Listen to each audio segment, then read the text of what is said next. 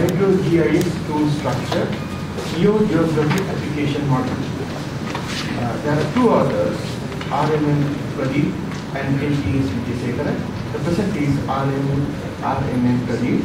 RMN Pradeep is a commissioned military officer who has completed 17 years of service. Presently, he is working as a lecturer at Faculty of Computing KDU.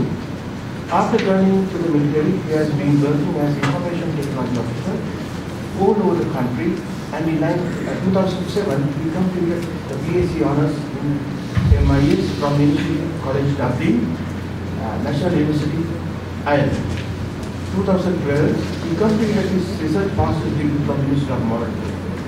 His research area is hydrological GIS development for urban land management. Presently, Pradeep is reading for PhD at Copenhagen University and has been authored 8 research papers in different journals and conferences. Yes, sir. Thank you, sir. Good morning.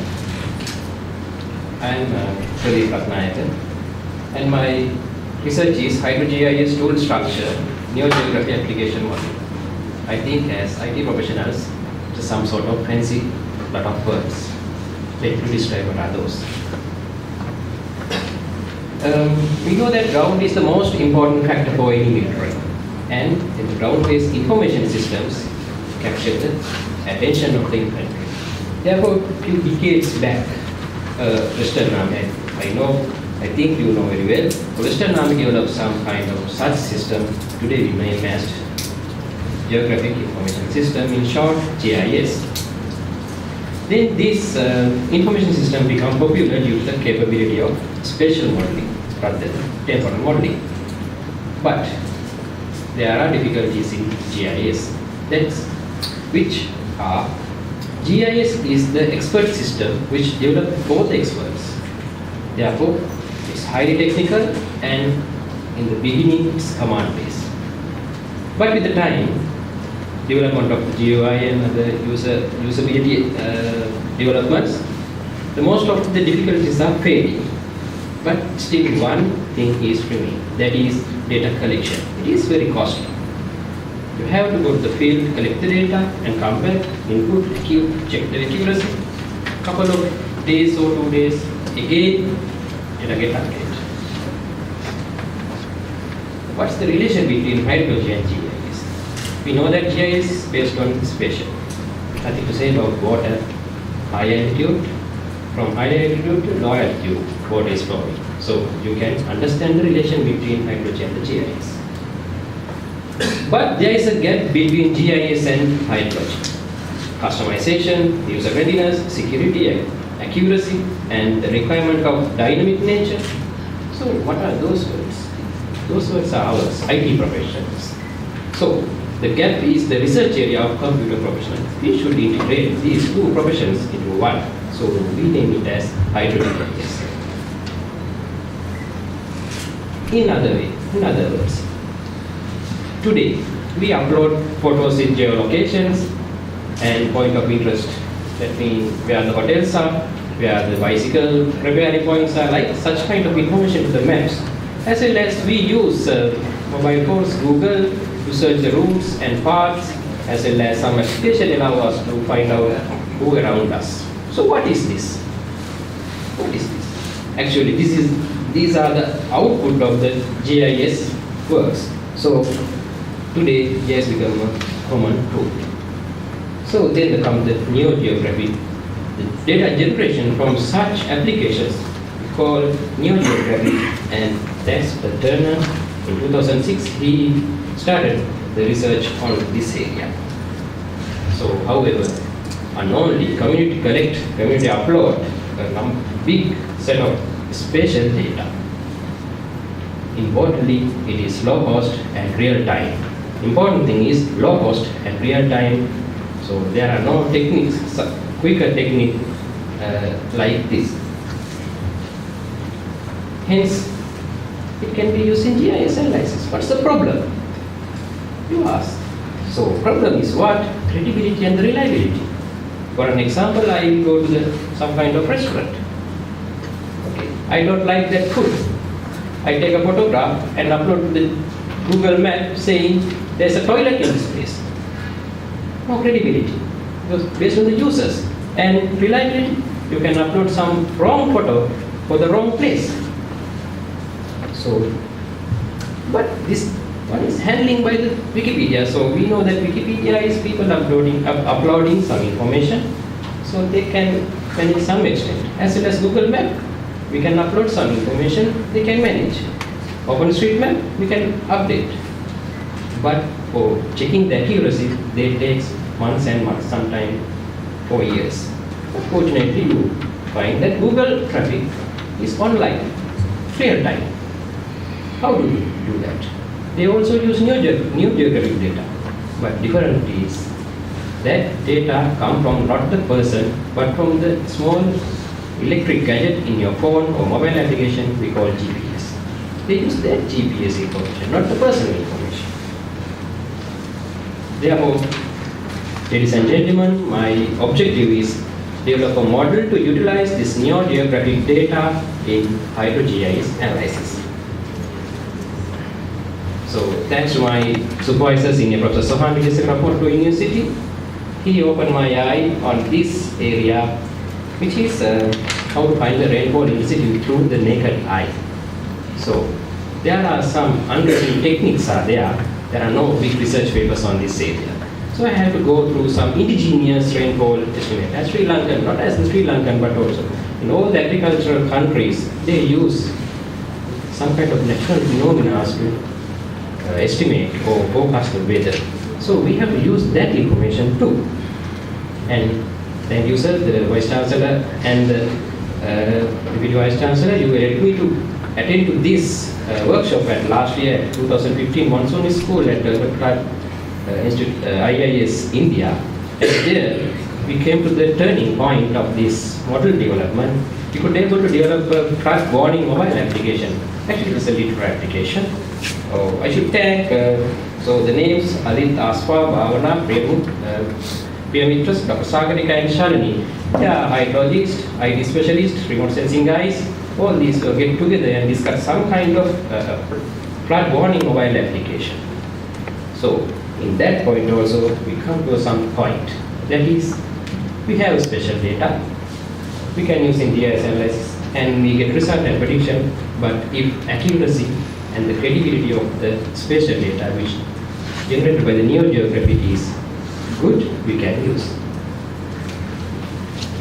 So the basic case study is we are going to develop a mobile application that facilitates users with real-time weather map and urban flash flood warning system based on the user's naked eye observation.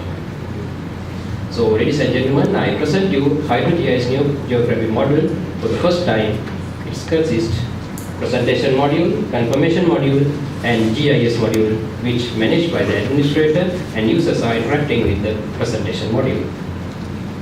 The presentation module is not a big one, but it just takes the feeling of the qualitative information from the users and based on the geography and produce some required map. For an example, in here you can see the flash flood hazard area.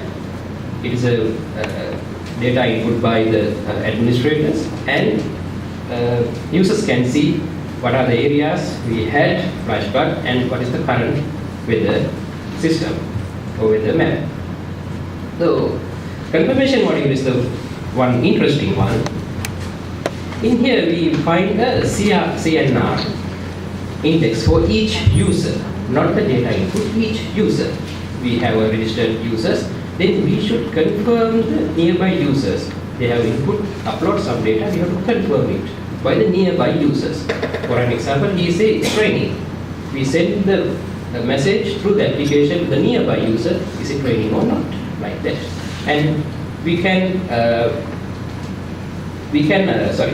ask the nearby users and we can confirm it by the near users. We are not sending message, but all the people around the university, all the people say it is raining, no problem. Then if one says it is not raining, there is a problem with that user, not the real information. And we can later match the actual data. Based on the index, we can use this data for the different process of this application. Let's see. Those. Then we come to the GIS module. So inputs are Neogeographic data and actual rainfall as well as flash flood data. So we get the confirmation from the Neogeographic data and we develop real-time weather map. As shown on the screen, in the right side, there are a couple of points. People are saying this much of raining is at the present. Now, using the GIS operation, we can get a nice real-time weather map. And GIS analysis for the flash flood forecast. This is a trial and error process. It should be. And what is the GIS analysis for the flash flood? First of all, we develop the catchment area for non-flash flood location. This the red point is the non-flash flood. We develop the catchment area, and then we take the rainfalls in that area. That means rain gauges. In here, the rain gauges may be the human, because we are collecting rainfall information from the people.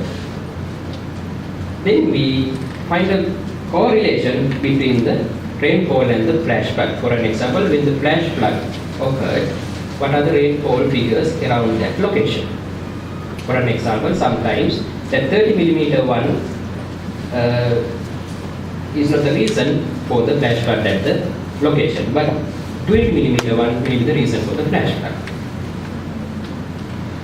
Then we can find what is the warning flash flood level. Then we can develop a flood warning rainfall contour level map, and then using that information we can zone the areas according to the warning levels, and using a sort of weighted average analysis we can get an index of a flood warning levels. From the result and discussion, so my basic requirement or the basic thing is to identify what are the major components area, and we have identified 3 components which should be in Neogeographic HydroGIS tool. And furthermore, it's an observation-based flash forecasting. Hence, should increase the accuracy through the trial and error process. As well as this model not need the real rainfall levels, because we find the correlation between the rainfall and the natural event. And this model results in a localized real-time precipitation map. This demonstrates use of Neogeographic data for day-to-day decision making. And this model, we suggest that information gathered by the non-GIS expert for the advanced GIS calculation. So we suggest that to re-evaluate the high-cost spatial data collection mechanism.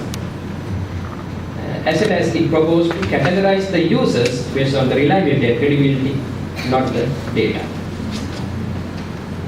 So we come to the conclusion, and Neogeographic data inputs are indicating the characteristics of to be developed a big data. So it's eye-opening to us. So we are only talking about the big data on temporal side. We should pay more attention on the spatial side too. The observation-based knowledge can be established a natural theory in the weather forecasting as a Neogeographic inputs are available. That means presently we have a general knowledge on the weather or weather forecasting. Using the Neogeographic data, we can accumulate those information into one place and we can predict the future weather.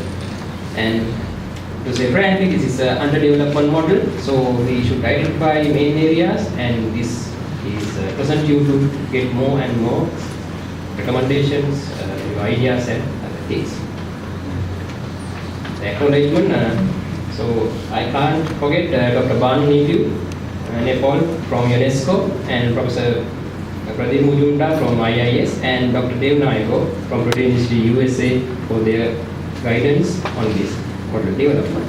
So these are the number of references, and I can't conclude my presentation. Thank you.